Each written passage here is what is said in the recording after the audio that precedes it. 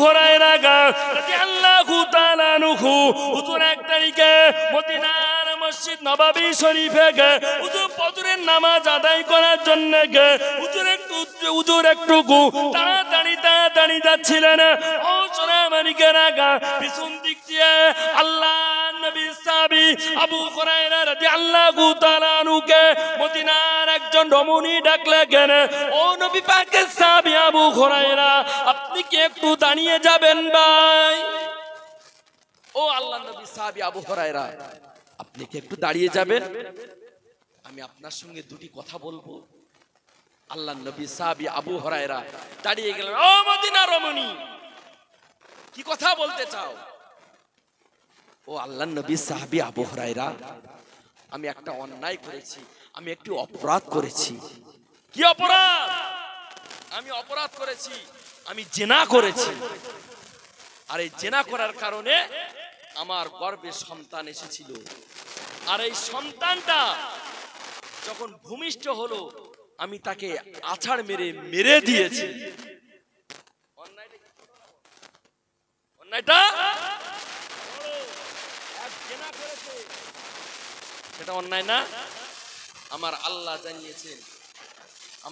জানিয়েছেন খবরদার, আমার আল্লাহ জানিয়েছেন খবরদার, তোমরা জানো জেনার নিকটবর্তী তোমরা জানো হইও না। জেনা করা তো দূরের কথা, তোমরা জেনার নিকটবর্তী হইও না। কিন্তু আজকের যুব সমাজ জেনা করতে কোথায় যাচ্ছে? ঘোষ বাড়ি যাচ্ছে। হ্যাঁ, আছে নাকি এরকম পার্টি? ঘোষ বাড়ি যাওয়া আমাদের দিকে আছে। হঠাৎ বিকেল বেলা আসরের নামাজ পড়াতে যাচ্ছি, দেখি একদল ভাবি সব টোটো ভাড়া করে কোথায় যাচ্ছে?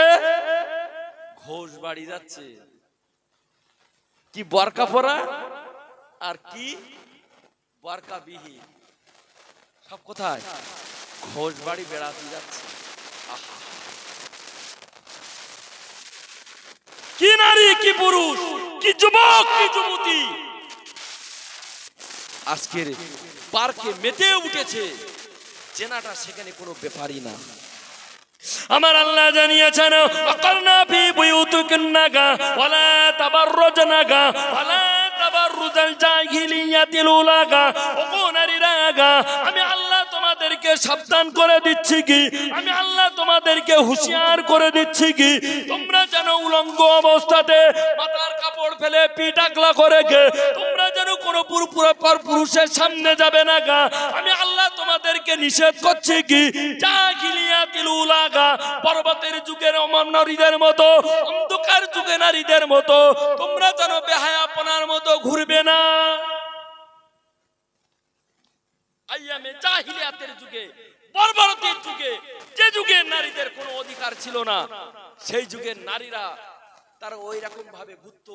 আমার আল্লাহ জানিয়েছেন, ও আমার নবীর উম্মতিরা, তোমরা খবরদার জেনে রেখে দাও, ওই অন্ধকার যুগের নারীদের মতো পিঠ আগলা করে, পেট আগলা করে, মাথা আগলা করে তোমরা পরপুরুষকে দেখিও না।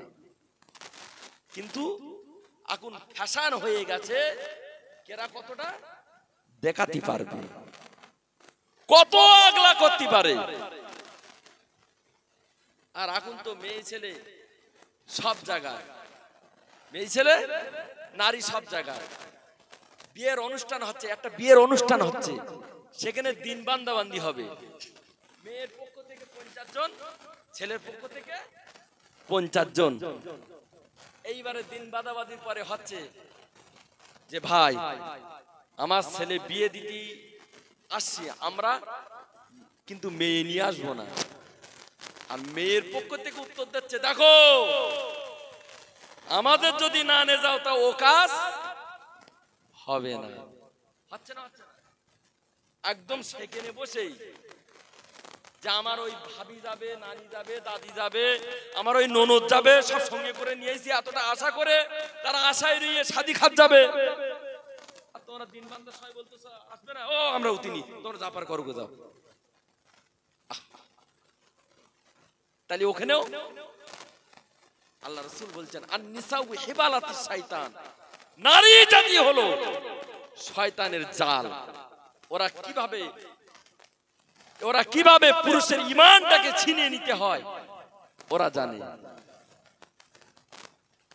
মোরা বাড়ি ছেলে ছাড়া মেয়ে বেশি, ছেলের সংখ্যা কম। ওদের ওখানে কাজ আছে? কোনো কাজ নেই। তাহলে বিয়ে বাড়ি, শাদী বাড়ি, মুসলমানি বাড়ি, সব বাড়ি। কিন্তু ভাই সাবধান, আল্লাহ রাসূল মদিনার মসজিদুন নববীতে শরীফে বসে আছে। আল্লাহ নবী সাহাবীরা আল্লাহ নবীর কাছে চলে গেলেন, ইয়া রাসূলুল্লাহ, ইয়া হাবিবাল্লাহ, হুজুর আপনার ইন্তেকালের পরে আমরা কি মা আয়েশাকে কি নেতা বানাতে পারি? আমরা কি আয়েশাকে মাতব্বর বানাতে পারি? ইয়া রাসূলুল্লাহ, ইয়া হাবিবাল্লাহ, আম্মা জান আয়েশা সিদ্দিকা রাদিয়াল্লাহু তাআলা আনহা তিনি বলেন হাদিসের হাফেজা, তিনি কোরআনের হাফেজা। ইয়া রাসূলুল্লাহ, ইয়া হাবিবাল্লাহ, হুজুর আমরা কি আয়েশাকে কি নেতা বানাতে পারি? ইয়া রাসূলুল্লাহ, আপনার ইন্তেকালের পরে কি আয়েশাকে কি নেতা বানাতে পারি? উম্মাহাতুল মুমিনিন আম্মা জান আয়েশা সিদ্দিকা রাদিয়াল্লাহু তাআলা আনহা সম্পর্কে কিতাবের মধ্যে এসেছে, আল্লাহ নবীর যত সাহাবী ছিলেন সমস্ত সাহাবীদের ভিতরে, শিক্ষিত সাহাবীদের ভিতরে নাম্বার 1 এ হযরত আবু হুরায়রা, হযরত আব্বাস রাদিয়াল্লাহু তাআলা আনহু, আর 3 নম্বরে এসেছেন আম্মা জান আয়েশা সিদ্দিকা রাদিয়াল্লাহু তাআলা আনহা। বলেন না, তিনি এতটা পাণ্ডিত্য তিনি অর্জন করেছিলেন, তিনি আল্লাহর কোরআন মুখস্থ করেছিলেন, নবীর হাদিস অসংখ্য হাদিস তিনি মুখস্থ করেছিলেন, তিনি এতটা জ্ঞানী ছিলেন। আল্লাহর নবী সাহাবীরা বললেন, ইয়া রাসূলুল্লাহ, আপনার পরে কি উম্মাহাতুল মুমিনিন আয়েশাকে কি আমরা নেতা বানাতে পারি? আল্লাহ রাসূল বললেন, আর-রিজালু কাওয়ামুনা আলান নিসা, যে জামানাতে মেয়েরা মাতব্বরি করবে, যে জামানাতে মেয়েরা মোড়লাতি করবে, ও সোনা মানিকেরা, আল্লাহ নবী বললেন ওই পিরিয়ডে, ওই জামানা থেকে আল্লাহ পাকের বড় বড় গজব নাজিল হবে। হচ্ছে না? আল্লাহর গজব নাজিল হচ্ছে না? কার্তিক মাসের শেষেই পানি হচ্ছে, মানুষ ধান কাটার সময়, পুরো ধান কাটার মৌসুম, যা আমাদের বাপ দাদারা 14 পুরুষেরা শুনিনি, ওয়ান টাইমই পানি, এমন সময় পানি, মানুষ ধান কেটে বাড়ি আনতে পারছে না, ধানে সব কলা হয়ে যাচ্ছে। এটা কি? আল্লাহর গজব। গজব। ও সোনা মানিকেরা, যে কথা বলতে বলতে এত দূর পর্যন্ত চলে এসেছি, আল্লাহ নবী সাহাবী হযরত আবু হুরায়রা রাদিয়াল্লাহু তাআলা আনহুকে ডাকলেন। মদিনার মহিলা হযরত আবু হুরায়রাকে ডেকে বললেন, ও ভাই আবু হুরায়রা, আমি যে অন্যায় দুটি করেছি, কি আল্লাহ কি আমাকে ক্ষমা করবেন? ও আল্লাহর নবী সাহাবী আবু হুরায়রা, আমি যে অন্যায় দুটি আমি করেছি, আল্লাহ কি আমাকে ক্ষমা করবেন, মাফ করবেন? হযরত আবু হুরায়রা রাদিয়াল্লাহু তাআলা আনহু শুনে আগুন হয়ে গেলেন, এই মদিনার মহিলা, ধ্বংস হয়ে যা, তুই নিজে একটি অপরাধ করলি, আবার সন্তানটাকে জন্ম দেওয়ার পরে তাকে আছাড় মেরে মেরে দিয়েছিস, আরেকটি অপরাধ করলি, ধ্বংস হয়ে যা, আল্লাহ তোকে ক্ষমা করবেন না, আল্লাহ তোকে মাফ করবেন না। এই কথাটা শোনার সঙ্গে সঙ্গে মদিনার ওই মহিলাটা জমিনে বেহুশ হয়ে চুপ করে পড়ে গেল। হযরত আবু হুরায়রা তিনি আগে বললেন, মদিনার মসজিদ নববীতে আমার রাসূলুল্লাহর ইমামতিতে তিনি ফজরের নামাজটা আদায় করবেন।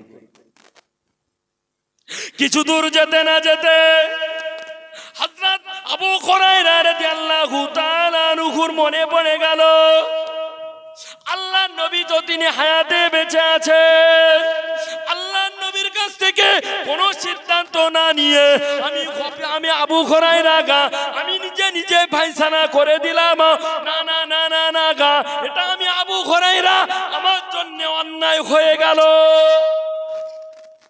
আমি আবু হুরায়রা, আমি যে ফায়সালাটা করেছি এটা কি আমার জন্য অন্যায়? আল্লাহ রাসূল তো হায়াতে বেঁচে আছে, আল্লাহ রাসূলের কাছ থেকে কোনো কিছু না শুনি আমি ফায়সালাটা করে দিলাম। তিনি মদিনা মসজিদ নববী শরীফে চলে গেলেন। ফজরের নামাজ আদায় করে নিয়ে আল্লাহ নবীর সামনে দাঁড়িয়ে গেলেন।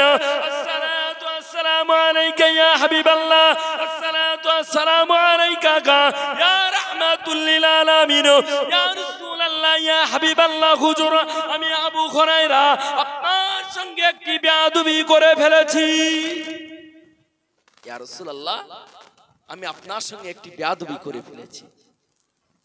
আল্লাহ রাসূল জিজ্ঞাসা করলেন, ও বাবা আবু হুরায়রা, কি বেয়াদবি করেছো, কি অন্যায় করেছো?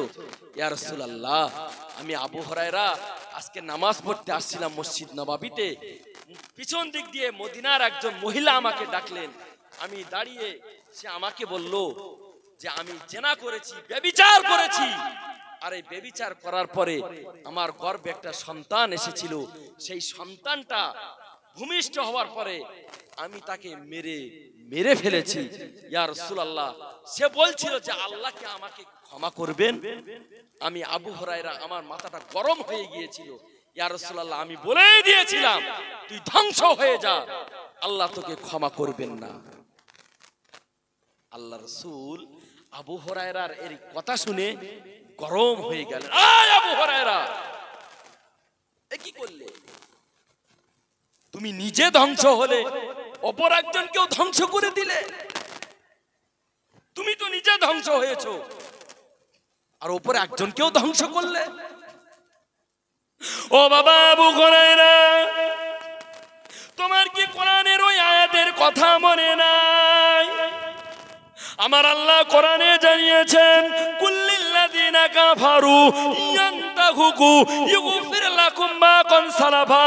কোন বেঈমান, কোন বেদিন সে অন্যায় অপরাধ করার পরে সে যদি তওবা করে, সে যদি মাফি চায়, আমার আল্লাহ তার জীবনে সমস্ত গুনাহগুলো মাফ করে দেন। কোন বেঈমান, কোন বেদিন সে যদি কোনো অন্যায়, কোনো অপরাধ করার পরে আল্লাহর কাছে যদি তওবা করে, আল্লাহর কাছে যদি ক্ষমা চায়, আমার আল্লাহ তার জীবনের গুনাহগুলো আমার আল্লাহ মাফ করে দেন। বলুন না? আল্লাহ নবী জানিয়েছেন, ইয়া ইবনা আদম লাউ বালাগাত যুনুবাকা আনানিস সামাইকি সুম্মা আস্তাগফিরনিকি ওয়ালা উবানি ওয়ালা গফারতু লাক। আল্লাহ নবী জানিয়েছেন, আদম সন্তানের পাপ করতে করতে পাপের পরিমাণটা যদি আকাশের শূন্য মার্গের মেঘমালা পর্যন্ত পৌঁছে যায়, সুম্মা আস্তাগফিরনিকি, তারপরে যদি তওবা করে, আমার আল্লাহ জানিয়েছে, আল্লাহ নবী জানিয়েছেন, ওয়ালা উবালিকি ওয়ালা গফারতু লাক, আমার আল্লাহ আসমান সমূহ গুনাহ ক্ষমা করতে আল্লাহ দ্বিধা করেন না। বলুন সুবহানাল্লাহ। আদম সন্তান গুনাহ করতে করতে করতে গুনার পরিমাণটা যদি আসমানের মেঘমালা পর্যন্ত পৌঁছে যায়, তারপরে যদি তওবা করে, সুম্মা আস্তাগফিরনি, তারপরে যদি তওবা করে, আমার নবী জানিয়েছেন, ওয়ালা গফারতু লাক, আল্লাহ তার সেই আসমান সমূহ গুনাহ আমার আল্লাহ মাফ করে দেন। বলুন না?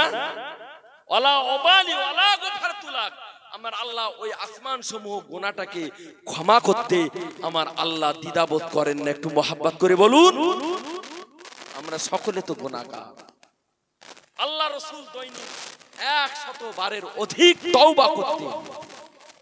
আমি আপনি দৈনিক কতবার তওবা করি? নামাজ পড়ি না তো তওবা করব কখন? যে নামাজ পড়ার পরে তো তওবা করব, কিন্তু নামাজের তো ধারে পাশে যাই নেই, তো তওবা করব কখন? আল্লাহ রাসূল জানিয়েছেন, এক ওয়াক্ত নামাজ কাজা করলে 2,88,000 বছর জাহান্নামের মধ্যে থাকতে হবে। কত ওয়াক্ত? এক ওয়াক্ত। যদি 5 ওয়াক্ত হয় তাহলে কতদিন? যদি এক সপ্তাহ নামাজ না পড়ি তাহলে কতদিন? সে আমাদের দিকে উর্ফ হয়ে গেছে। এই মারা যাওয়ার পরে একেবারে সব ক্যালকুলেটর নেবই যে 14 বছর থেকে ছেড়ে দাও, ছেড়ে দেওয়ার পরে ও কত বছর? হুজুর হিসেব করে 40 বছর হচ্ছে। 60 বছর বেশি ছিল, 15 বাদ 45 বছর। এখন 45 বছরের কাফারা হচ্ছে কয়েক কোটি টাকা। কত? কয়েক কোটি টাকা। তো কয়েক কোটি টাকা দেওয়া তো সম্ভব না। তা কি বলতে হুজুর এর কোনো কি উপায় বার করা যায় না? তা হুজুর কি বললেন যে বাবা একটা কোরআন শরীফ আর কিছু টাকা দাও, আল্লাহ চাইলে তোমার আব্বা আর তোমার মার ক্ষমা করে দেবে। তা হুজুর যে কোনো উপায় করে হোক আমি একটা কোরআন শরীফ আর কিছু টাকা দিচ্ছি, আমার আব্বা মার অন্তত একটু লাইনটা ঠিক করে দেবেন। ওই লোকটার জন্য কি কোরআন কাফারা? কাফারা কাদের জন্য? যে দুনিয়াতে 5 ওয়াক্ত দৈনিক নামাজ পড়তো, নামাজ পড়তে পড়তে শরীরটা অসুস্থতা হয়ে গিয়েছে, অসুস্থতার কারণে কয়েকদিন নামাজ পড়তে পারেনি, তারপরে সে ইন্তেকাল করেছে। ওই যে একদিন দুদিন বা 1 ওয়াক্ত 2 ওয়াক্ত 5 ওয়াক্ত নামাজ কাজা হয়েছে, ওই লোকটার জন্য কাফারা। কোন সুস্থ ব্যক্তির জন্য কাফারা আদায় করলি কাফারা আদায় হবে না বাবা। অসুস্থতা ব্যক্তি নামাজের জন্য আল্লাহ রাসূল জানিয়েছেন মুরু আওলাদাকুম বিসসালাত ওয়া কুম আবনাকুকু 7 সিনিনা গা ওয়াদরিবুকুম আলাইয়া গা 10 সিনিনা। আল্লাহ রাসূল জানিয়েছে তোমাদের বাচ্চাদের, তোমাদের সন্তানদের বয়স যখন 8 বছর হবে তাদেরকে নামাজের জন্য আদেশ করো, আদেশ করো। ও কলেজার টুকরো সন্তান, নামাজ পড়ো, নামাজ পড়ো।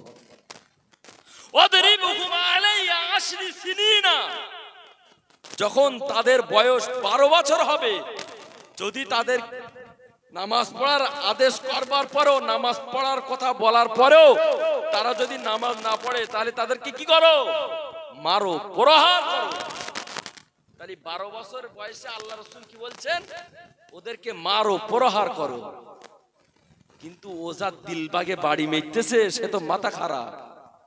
এখন সেলাই কাটাচ্ছে না যে 12 বছরের ছেলেটা ও সেলাই কাজে যাচ্ছে, আর কে দিলবাগের যা বাড়ি মারা, সে তো মাথা খারাপ। এক গাল ঢেলে দেখ, সে ধমার দেখে কেরা। আব্বা মা হয়ে কোনদিন কি নামাজের জন্য বলেছি বাপ তুমি নামাজ পড়ো? এর জবাব কাকে দিতে হবে? আমার আপনাকে দিতে হবে। আল্লাহ রাসূল জানিয়েছেন, আল্লাহ রাসূল জানিয়েছেন আলা কুল্লুকুম রাইন ওয়া কুল্লুকুম মাসউলুন আন রায়াতিহি। ও আমার বান্দা বান্দা, ও আমার উম্মত উম্মতিরা, তোমরা হলে তোমরা সকলে এক একজন রাখাল, রাখাল দায়িত্ব প্রাপ্য। তুমি তোমার সংসারের রাখাল, দায়িত্ব। তোমার দায়িত্ব হলো তোমার বিবিটাকে পর্দার মধ্যে রেখে দেওয়া, তোমার ছেলেদেরকে নামাজে আদেশ করা, তাহলে নামাজি তৈরি করা, আর বিবি মেয়ে মা বোনদেরকে পর্দায় রেখে দেওয়া দায়িত্বটা আল্লাহ আমাকে দিয়েছেন। আলা কুল্লুকুম রাইন, তুমি হলে তোমার পরিবারের দায়িত্ব।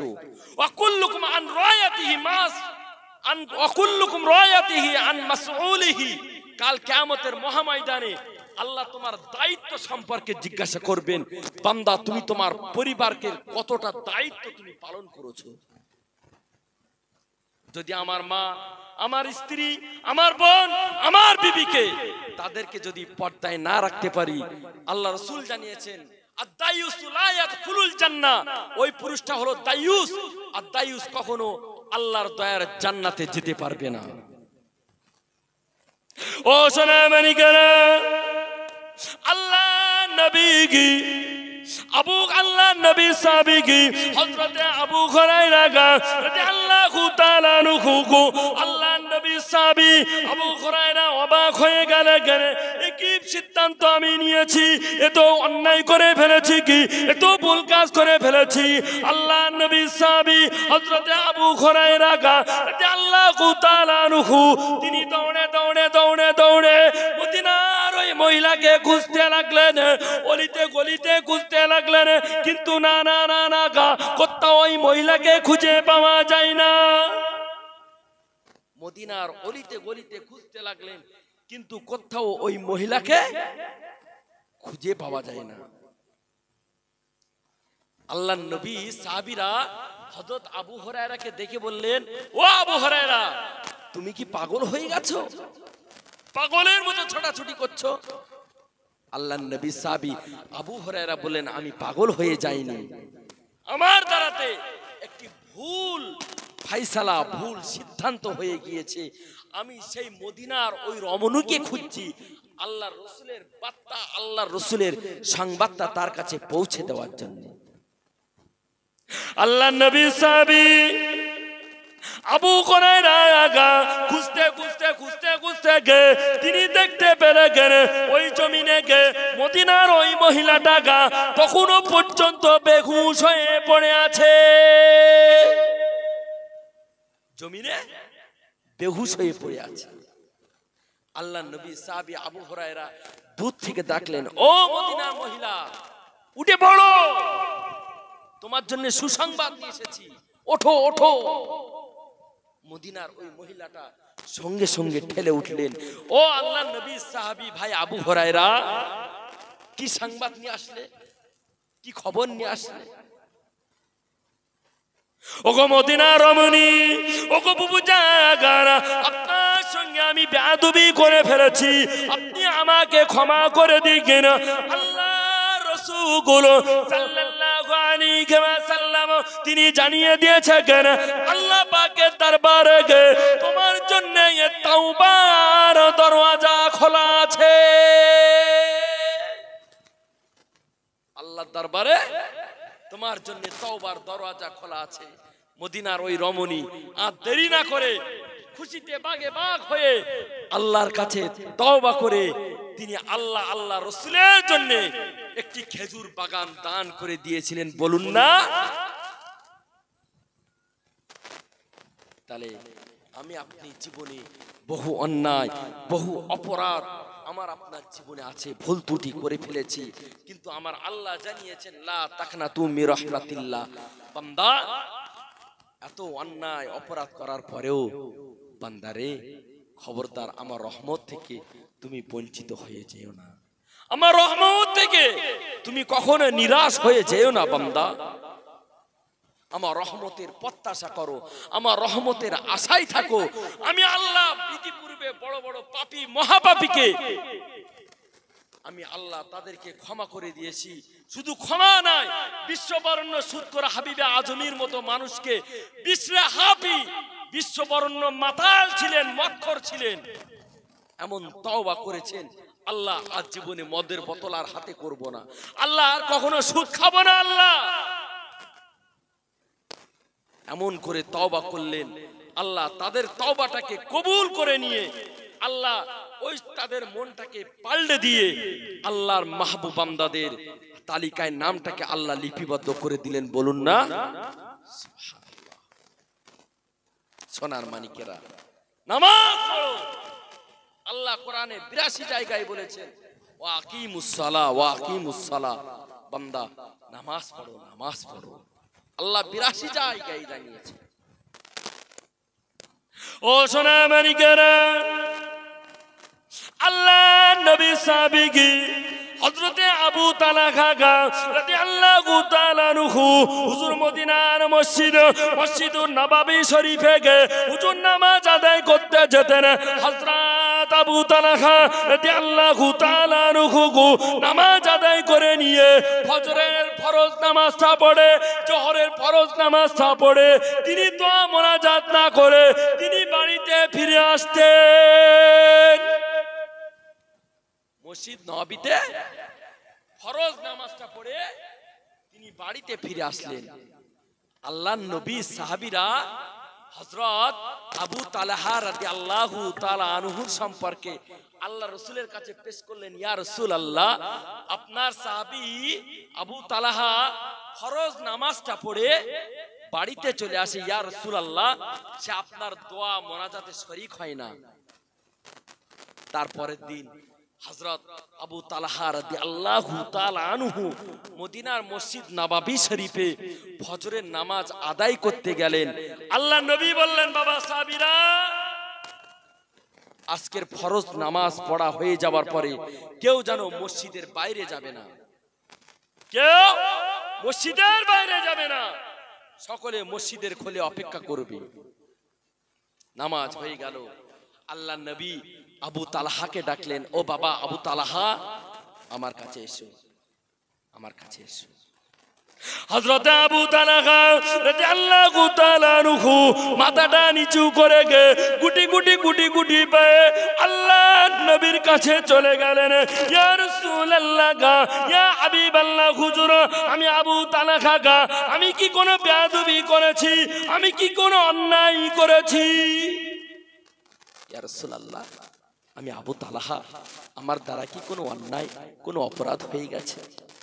ও বাবা আবু তালহা গা, দুনিয়ার জন্য এত ব্যস্ত হয়ে পড়লে গে, ও বাবা আবু তালহা, তুমি নাকি মদিনার মসজিদে গে ফরজ নামাজটা আদায় করে দোয়া মোনাজাত না করে গে তুমি নাকি বাড়িতে ফিরে যাও। ফরজ নামাজটা আদায় করে দোয়া না করে বাড়িতে ফিরে যাও? বাবা, দুনিয়াদারিতে এতটা ব্যস্ত হয়ে পড়লে? ও বাবা আবু তালহা, দুনিয়াদারিতে ব্যস্ত হয়ে গেলে? আল্লাহ নবীর সাহাবী আবু তালহা মাথাটা নিচু করে রইলেন, চোখ দিয়ে ঝরঝর ঝরঝর ঝরঝর করে পানি গড়িয়ে যায়। ইয়া রাসূলুল্লাহ গা, ইয়া হাবিবাল্লাহ, হুজুর আমি আবু তালহা গা, আপনার একজন নগণ্য গরীব সাহাবী।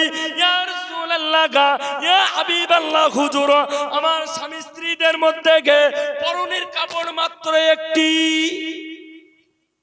আমাদের স্বামী স্ত্রীর মধ্যে পরনের কাপড় কটা? একটা। আমাদের কটা? আমাদের এক দর্জন। আলমারিতে কটা ভাঁজ করা রয়েছে, তার কোনো ইয়ারটা নেই। আর এখন তো চলছে ম্যাচিং যুগ। ম্যাচিং না? ঠিক কাপড় যেরকম হবে ব্লাউজও সেই রকম হবে, আবার কি ছায়াটাও সেরকম হবে। যেরকম প্যান্ট সেরকম শার্ট। আবার বেরিয়েছে ফাটা, ফাটা, সব ফাটা। প্যান্ট পরতেছে ফাটা। আর এই ফাটা প্যান্ট নিয়ে ও রাস্তার ধারে পেশাব করেছে, পেশাব করার পরে শাটার লাগিয়ে যাচ্ছে। তা আমার মতন হুজুরির সঙ্গে দেখা হয়ে মাগরিবের আজান দিয়েছে, তাতে রবিকুল ভাই কোথায় যাচ্ছি, চল নামাজ পড়ে আসি। তো ভাই দেহটা ঠিক নেই। কি বললো? দেহটা ঠিক নেই। কেন ঠিক নেই? কেন? তো দেশে পেশাব করে পানি নেওয়া হয়নি। নাউজুবিল্লাহ।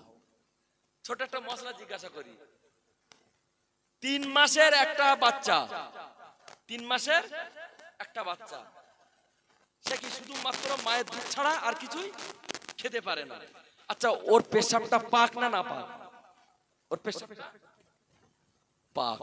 ও যতদিন বাইরের জিনিস না খাবে, মায়ের দুধ ছাড়া বাইরের জিনিস যতদিন না খাবে, ওর পেশাব ততদিন পাক।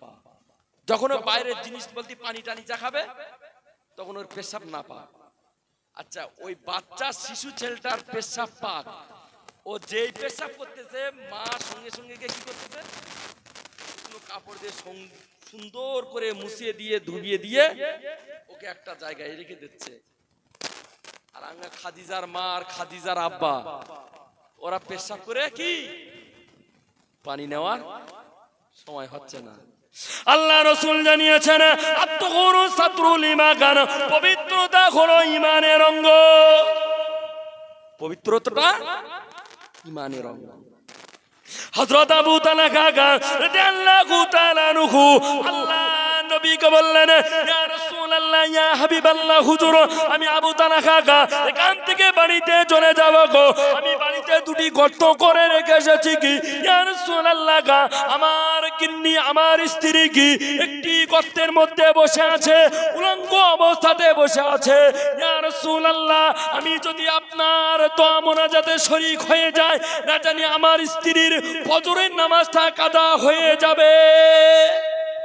ইয়া রাসূলুল্লাহ, আপনার এই দোয়া মোনাজাতে যদি শরীক হই, আমি আবু তালহা আমার স্ত্রীর ফজরের নামাজটা কাজা হয়ে যেতে পারে, তাই আমি আপনার দোয়া মোনাজাতে শরীক হয়ে যেতে পারি না।